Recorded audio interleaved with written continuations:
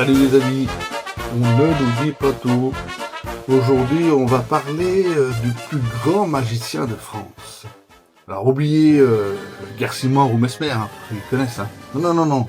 Là, je vous parle d'un magicien qui est capable de faire disparaître la laïcité, le drapeau tricolore et le bon sens en une seule manif. Ah oui, je vous parle du Jean-Luc, le leader du suprême absolu, celui qui a confondu l'Assemblée nationale avec les arènes de Gotham City. On nous l'a vendu comme un amoureux des mots. Résultat, c'est devenu le Joker. Oui, un Joker qui rigole tout seul de ses propres blagues, pendant que le pays, lui, il brûle.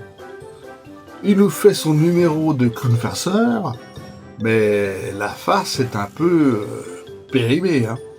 Entre deux colères noires, il nous explique que la police tue, que les frontières sont des concepts abstraits, et que si tu n'es pas d'accord avec lui, tu es probablement un agent du grand capital ou un fasciste en trottinette.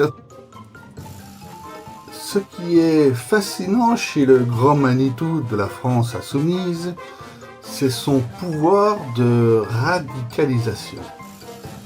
C'est un loup-garou politique. Les soirs de pleine lune électorale, il se transforme en une espèce de bête. Et toute sa garde rapprochée le suit bêtement. Regardez-les, ces lieutenants. On dirait des dindes qui attendent le gavage de Noël. Ils sont là, à genoux, à répéter chaque mot du maître. Même quand ils frôlent l'indéfendable. Ils sont prêts à vendre la France à la découpe, à transformer nos quartiers en succursales de Gaza, juste pour gratter 3 voix au pied des tours. Pour eux, la France n'est plus une nation, c'est un terrain de jeu pour l'islamo-gauchiste du comptoir. Mais attention, ne vous trompez pas de cible. Un fou qui amuse le roi, c'est juste triste. Le vrai problème, c'est l'armée des fidèles derrière. Des milliers de gens qui attendent le signal du Joker pour aller casser des bourgeois et instaurer la terreur au nom de la révolution. Ils veulent nous faire croire qu'ils préparent le grand soir, mais ils préparent surtout le grand chaos. Ils ne cherchent pas la victoire, non, ils cherchent la revanche. Ils ne veulent pas gouverner, non, ils veulent punir. Le drame dans tout ça, c'est que quand on veut faire la révolution, il faut savoir choisir son leader. Parce que là, on a un Führer, avec ou sans H. Hein. Je vous laisse choisir.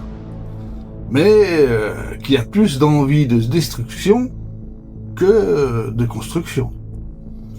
Alors oui, on a bien le Joker. On a le méchant. On a le décor du film, apocalyptique. Le seul souci, c'est que dans notre réalité, oui, Batman, il n'existe pas.